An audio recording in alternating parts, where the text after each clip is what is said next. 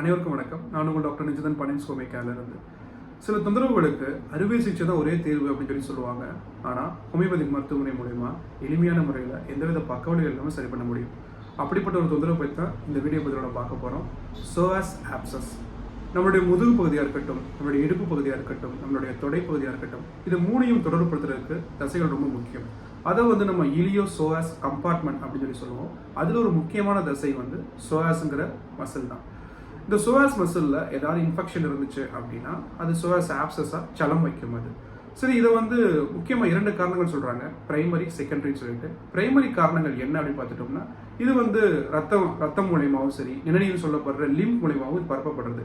அது எதன் மூலியமாக பருது அப்படின்னு பார்த்துட்டோம்னா, எய்ட்ஸ் மூலியமா, கிட்னி ஃபெயிலியர் மூலியமா, இல்லை ஐவி ஏதாவது ஒரு நரம்பு மூலியமா ஏதாவது ஒரு இன்ஜெக்ஷன் ஏற்றும் போது அது மூலியம் கூட பரவுதுன்னு சொல்கிறாங்க. அதுக்கப்புறம் சர்க்கரை மூலியமாகவும் சரி, அதுக்கப்புறம் ஏதாவது அடிபட்டு இருந்துச்சுன்னா அது மூலியமாக இது பரப்பப்படுது. செகண்டரி காஸ் என்ன அப்படின்னு பார்த்துட்டோம்னா, அட்ஜசன் பகுதியில், அதாவது நம்ம சோயாஸ் மசில் இருக்கிற அந்த பக்கமாக இருக்கிற ஏதாவது ஒரு ஆர்கனில் நோய் தொற்று இருந்துச்சு, முக்கியமாக அப்பண்டிசிட்டிஸ் மாதிரி தொந்தரவுகள் இருந்துச்சு, இல்லை ஏதாவது கோலான் கேன்சர் மாதிரி தொந்தரவுகள் இருந்துச்சு அப்படின்னா அதன் மூலியமாகவும் இது பரப்பப்படுது. சரி, இதை காட்டிலும் இன்னொரு முக்கியமான காரணம் என்னன்னா, டிபி மூலியமாகவும், லம்பார் டிபின்னு சொல்லப்படுற அந்த டிபி தொற்று மூலியமாகவும் இது பரப்பப்படுது. ரொம்ப ரொம்ப காமனான காஸ் என்னன்னு பார்த்துட்டோம்னா, கிரான்ஸ் டிசீஸ்ன்னு சொல்லப்படுற அந்த இரிட்டபிள் பவுல் சிண்ட்ரோம் தான். அதாவது நம்மளுடைய குடல் வாழ்வுடைய அந்த தோலில் ஒரு வீக்கம் ஏற்பட்டுச்சு, அதன் மூலியமாகவும் இந்த சலம் வைக்க வாய்ப்புகள் இருக்கு.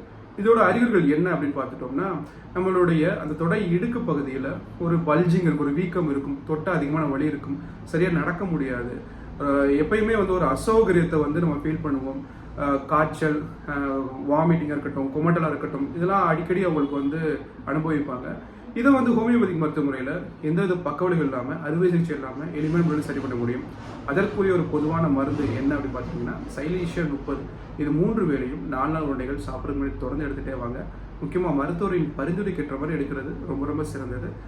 இந்த தொந்தரவு இருக்கிறவங்களுக்கு இந்த வீடியோ பதிவு நீங்கள் பகிருங்க. ஏதாவது உங்களுக்கு சந்தேகம் இருந்துச்சுன்னா கமெண்ட்டில் கேளுங்க, இல்லை எங்களை தொடர்பு கொண்டு கேளுங்க.